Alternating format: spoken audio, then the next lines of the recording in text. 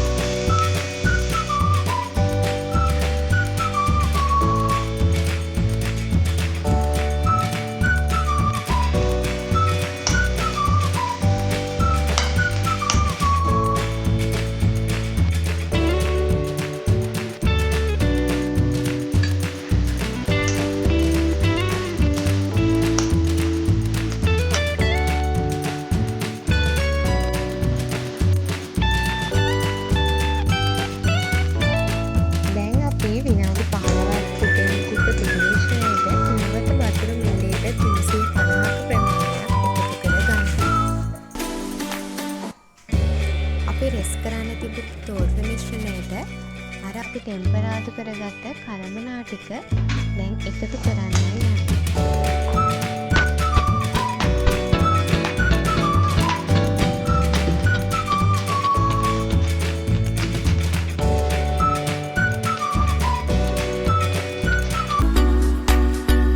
දැන් තමයි රසවත්ම අවස්ථාව. අපි තෝසේ හදන්නයි යන්නේ. හරිම රස පාටයි නේද? රස වගේම තමයි ලස්සනයි. බලන්න හොඳ පාටක්, ඒ වගේම හොඳ කලමනා ටිකක් ලස්සනයි නේද?